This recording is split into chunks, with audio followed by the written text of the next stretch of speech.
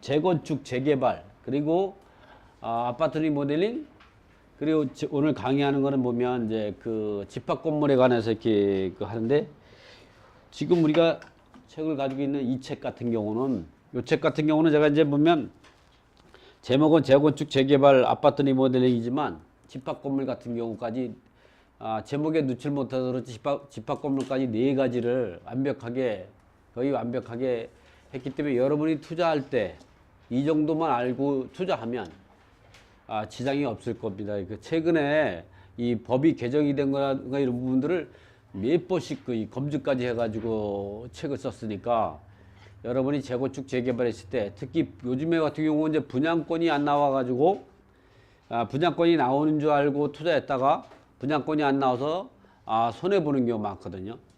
우리가 이제 보면 이러한 재개발, 재건축 같은 데에서는 분양권이 나오느냐 안 나오느냐에 따라서 수익성이 발생하느냐 안 하느냐, 그 부분 단순하게 생각해도 우리가 조합원 그 분양권하고 종합원 분양권을 받지 않고 일반 분양을 받아도 뭐 로또라는 표현도 나오고, 요즘에 뭐 부동산 경기에 조금 재건축이 가라앉았다고 하더라도 신규 아파트만큼은 변하지 않는 거죠. 그리고 사실 부동산 경기라는 게 요즘은 침체기는 아니에요. 제가 볼 때는 침체기에 접근할까봐 걱정을 많이 했는데, 보니까 침체기는 아니더라고요.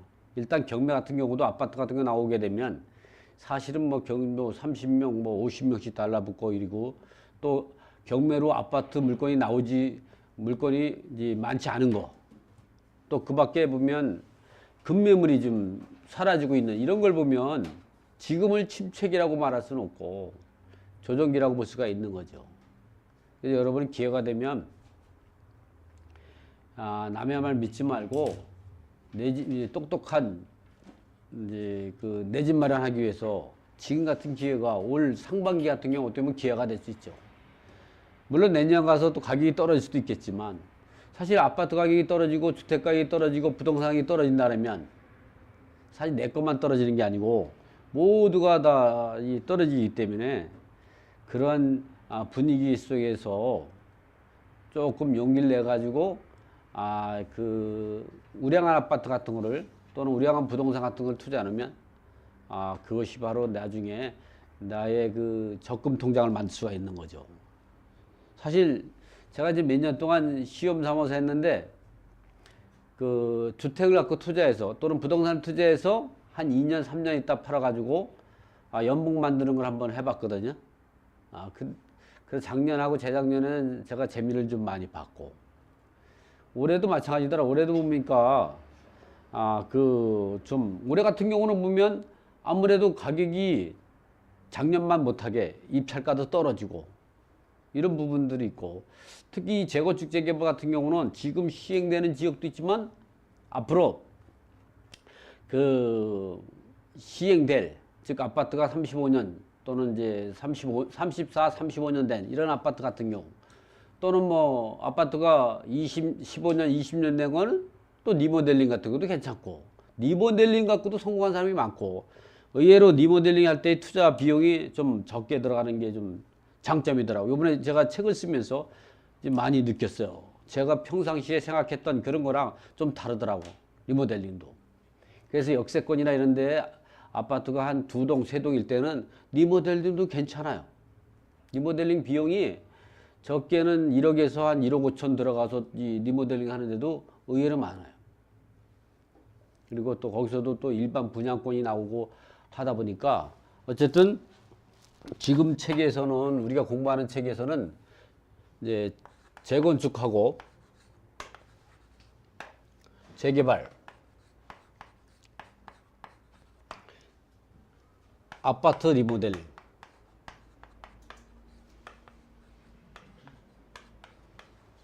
그리고 집합 건물,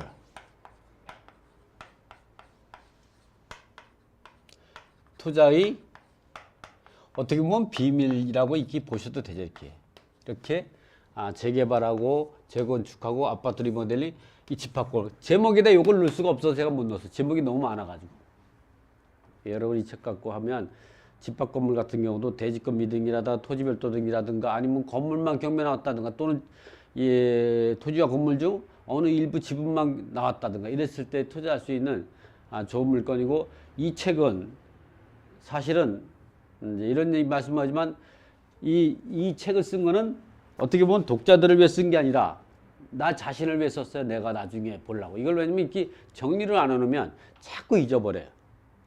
그래서 여러분이 내가 보기 위해서 책을 썼기 때문에 여러분도 똑같이 투자자라면 저와 같은 생각을 갖기 때문에 이 책이 괜찮은 거예요. 제가 뭐 35,000원짜리 책 하나 팔기 위해서 말씀을 많이 드린 게 아니고 사실이 좋습니다.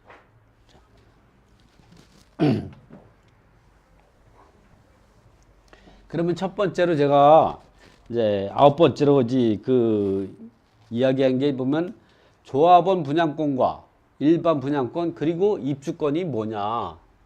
간단하게 용어 정리부터 나가고, 이와 같이 이제 보면 조합원 분양권, 일반 분양권 그리고 입주권이 뭐냐. 뭐 이거 이외에 또 이주권도 있거든요. 근데 뭐 이거는 주택에서 이야기하긴 좀 그래서 어쨌든 조합원 분양권이라는 거는 이런 거예요. 종전 주택을 가지고 있는 사람이 종전 자산을 갖고 새로운 아파트를 받을 수 있는 권리를 우리가 조합원 분양권이라고 하죠. 그래서 이런 경우는 종전 자산의 권리 가액을 평가하고, 이런 경우는 요 조합원 분양권 같은 경우는 종전 소유 주택의 권리 가액 그리고 종후 주택의 권리 가액, 이걸 다 감정평가서 두 개의 기관이 감정평가해서 요 차액이 우리가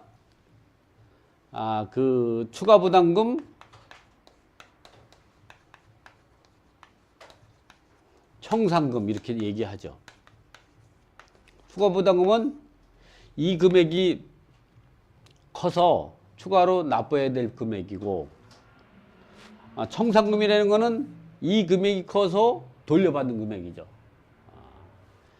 청산금하고 추가 부담금 같은 경우는 이 법률적으로는 뭐 청산금을 갖고 통일화 쓰기도 하지만, 제가 조사한 경우는 대부분 이제 추가 부담금, 청산금으로 나눠서 표현하는 게 좋다. 그래서 청산금, 추가 부담금 용어를 그렇게 알면 된다. 그러면 조합원 분양권, 일반 분양권은 뭐냐? 청약에 의해서 분양받는 거죠.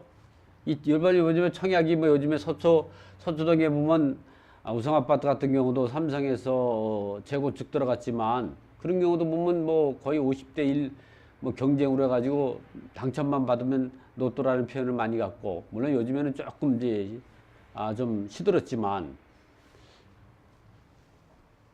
입주권이라는 거는 우리가 보면 거기에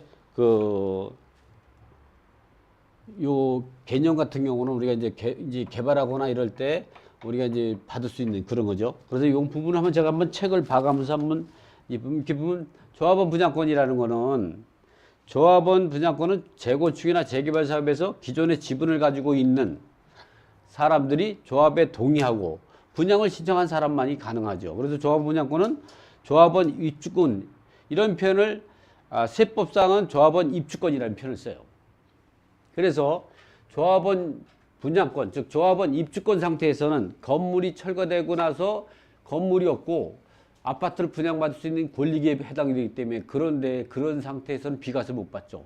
세금을 받더라도 일반 11에서 42% 적용을 받게 이렇게 됩니다. 그래서 이제 그것이 다시 아파트로 다시 건립이 되고 나면, 그때는 합쳐가지고 비과세 대상인지 아니면 대체주택 대상인지 이런 부분들을 판단해가지고 분석하게 되는 거죠. 어쨌든 이렇게 조합원 분양권은 조합원 입주권과 같은 의미다. 그래서 제가 이제 조합원 입주권은 세법상 사용하는 거기 때문에 일반인들이 가장 많이 표현하는 거는 조합원 분양권이기 때문에 제가 책에는 분양권이라는 표현을 많이 썼어요. 조합원 분양권.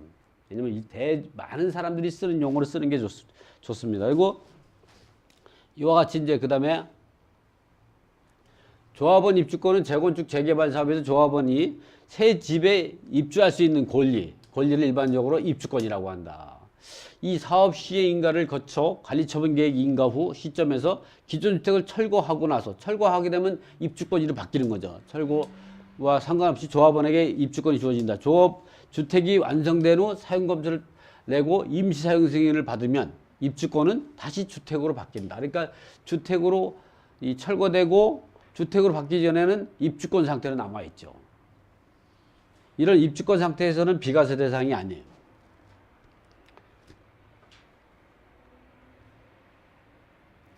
이 조합원 분양권은 종전자산의 권리가액 플러스 추가부담금으로 구성되는데 기본적으로 추가부담금을 제때 지급하지 못하여 지연이자가 붙고 있지만 시공사 선정 단계에서 과일경쟁 등으로 추가부담금에 대한 중도금 무이자 사업장이 늘어나고 있다 이 말이죠. 어쨌든 조합원 분양권은 이러한 내용들을 보시고, 일반 분양권 같은 경우는 어떤 차이냐면 관리처분계획 인가 후 조합원에게 돌아가고 남은 물량을 조합원이 아닌 사람에게 청약 통장에 당첨되었을 때 받는 것으로 이해하면 된다. 일반 분양권은 공급자와 일반 분양 신청자 간에 맺어지는 공급계약, 이에 의해서 확보되는 아파트 배정 권리, 채권 계약이며, 이런 경우는 조합원 분양권 같은 경우는 그 물권과 채권을 아울리죠. 물권 플러스 채권.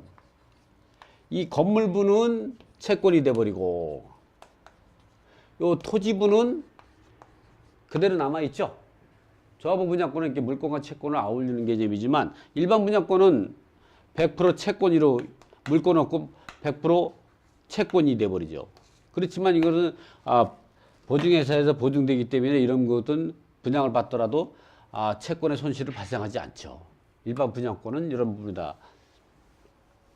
이런 일반 분양권 같은 것도 선분양하냐 후분양이냐 이런 부분도 또 차이가 있겠지만, 이번에는 보면 입주권이라는 게 있어요. 입주권은 이와 같이 이제 국가시설 등의 개설에 의한 토지를 수용하거나 또는 서울시가 시행하는 도시계획 등으로 인해서 도로, 공원, 기타 공공시설 용지에 필요한에 따라서 철거되는 주택 또는 토지 수용 등에 대한 보상 이에 추가로 보장해주는 권리로서 매도와 매수자의 의사표현 관례에 따라서 성립되는 것이 아니라 분양권과는 좀 구분된다. 이렇게 입주권 같은 경우는 이렇게 수용되는 지역에서 받아지는 거죠.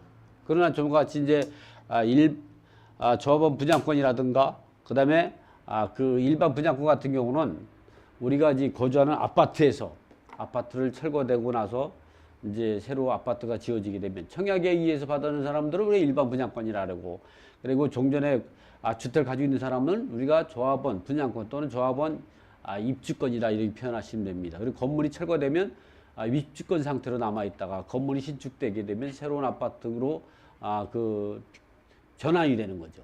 이와 같이 이제 보면 우리가 조합원 분양권하고 일반 분양권 그리고 입주권에 대해서 한번 좀 가볍게 이제 살펴봤습니다.